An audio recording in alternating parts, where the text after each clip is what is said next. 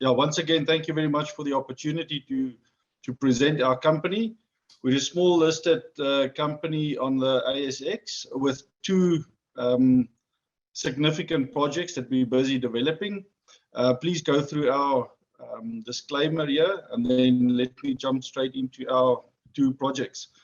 So one of our projects is based here in South Africa, for which we recently got granted a mining right, and we recently completed a feasibility study.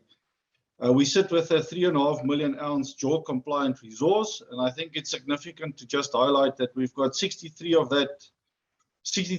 of that resource is in measured and indicated category. So we've got a very well-defined ore body here in South Africa. And then in Australia, we've got what we call our Mount Cecelia project. That's a 100% owned project. And last year we completed aerial surveys, and we recently completed ground surveys, and we're now in the process of developing a drilling program. So that's a highly explorative area for us at the moment. And with our South African project, you know, we're looking to develop these two projects. Just a quick overview of our corporate structure. You know, as I mentioned, we've got about 1.5 billion shares in circulation at the moment. Our market cap is around 70 million Australian. We recently raised about $6 million. So that allows us then to proceed with some development work, which I'll get into a bit later. So as we stand now, we're in quite a strong position to develop the two projects that I mentioned. There's our board there. There's myself. I'm experienced in Africa. I've done operations and projects. We've got our chairman there, Mr. Michael Quinnett. He's been with the company since inception, basically. And then we've got one of our directors is Hume Scholes. He's a strong mineral rights lawyer here in South Africa that helped us with our obtaining our mining right there. And then I've got to highlight one person there, Tozama. She's been instrumental in dealing with the regulators here in South Africa to obtain our mining right. So if you look at our board structure, we've got a strong board to execute both here in South Africa and in Australia. Right. So if I jump on to a bit more detail about our South African project, it's located in a very renowned mining area. Our project is about 15 kilometers to the west of the Joburg CBD.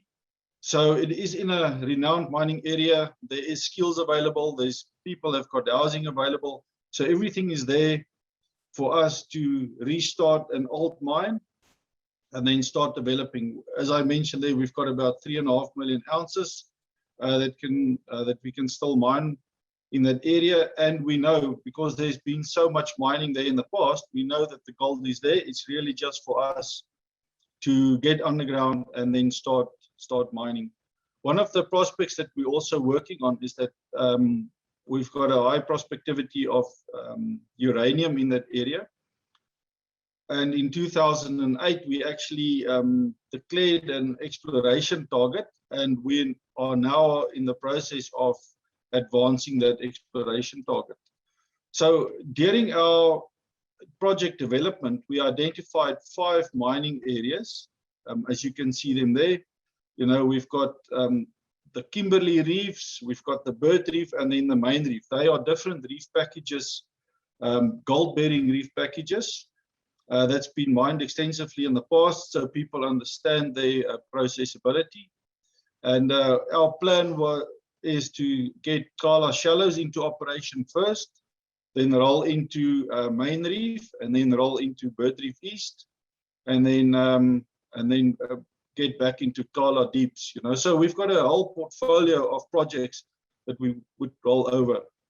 Once again, there on the left-hand side, I just need to show you that we've got quite a significant resource that we would then put into operation. All right. As I mentioned, we've got 5 stages of mining, of which we took one, the first one, the Kala Shallows, as we call it, and we put that through a DFS. And that DFS shows us that we've got a 17-year life of mine with a steady state production of about 50 to 55,000 ounces per annum. And that is only a part of what we can potentially extract from that ore body. And we can potentially get up to about 80 to 90,000 ounces per annum for about 18 years, you know. So we've got a significant ore body there, as you can see on the graphs.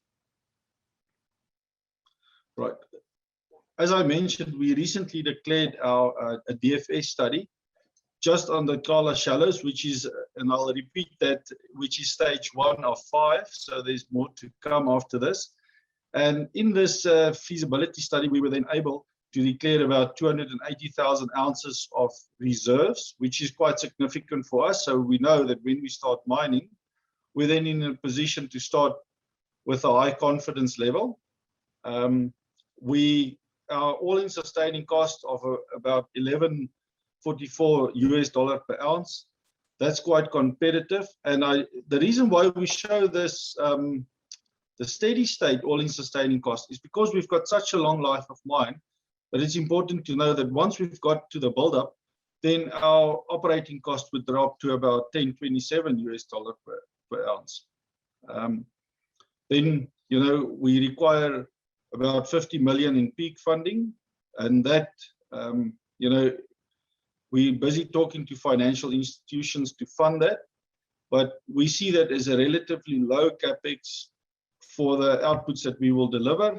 And if we put all of that into a mix, the final NPV for that number was about 150 million US pre-tax, and with the IRR of about 35%.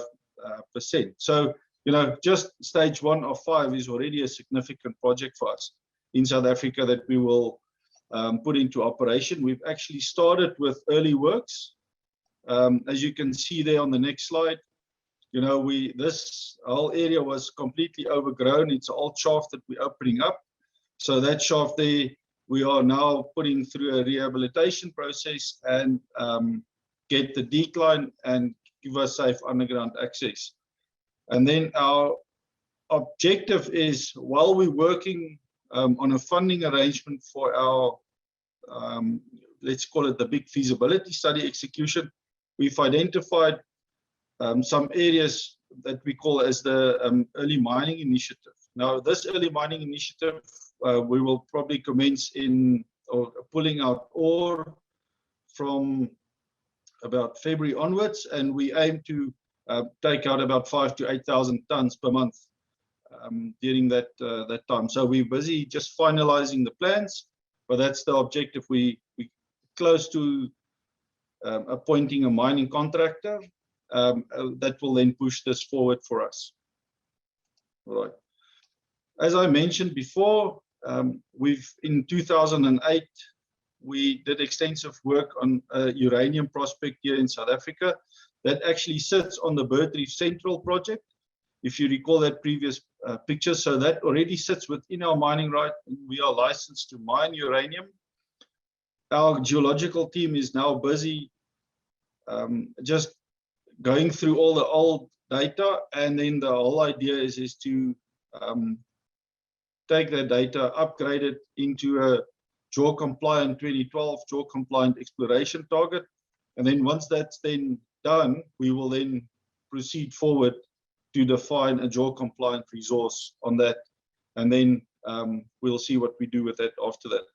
So there's quite a interesting prospect there for us, which we're quite excited to push up the value curve. Right, so that's a very quick overview of our operations here in South Africa. Then if I can jump across to our project there in Australia, you can see there's a lot of prospecting activity in that area at the moment, in the Basin province there in WA. And we are sitting right in the middle of all the action there. So as I mentioned there, we've done an aerial survey last year, and that then identified 8 very distinctive targets for us. This year we went and we did ground surveys, and we found we basically upgraded or got a better understanding of the 4 highly prospective targets that we've got there. And we're now in a position to now design a drill program around the data that we found there. So we're quite excited to see what we will drill, and we will be in a position to start drilling then in the next drill season in Australia. Right, and I'd like to finish off the presentation by showing what's our stages of development. You know, as I mentioned before, we've got a significant ore body here in South Africa with a very long life of mine, you know, and at a competitive operating cost. So we're now in the process of putting phase 1 into operation, or stage 1 into operation, and we will then start with feasibility studies on the other stages, and then put them into operation as per the graph that I've shown. So yeah, we're very excited about the prospects of starting to develop this mine, and then you know, hope to report back at some point about the progress. So yeah, thank you very much for the opportunity, and I'm happy to field any questions if there are any. All right, thanks, Jack, for the good walkthrough on your company, and we are obviously excited on the progress you guys have started on shallows. We just got a couple of questions that came in, so I'll jump right into it. Sure. I guess the first question by Mon is there any update about the status on the early mining initiative, and when will the first ore be mined and treated? Look, as I mentioned there, we're planning to pull out the first ore in February, March next year, and then we're already in discussions with a plant, a process facility that will then take that first ore that comes out.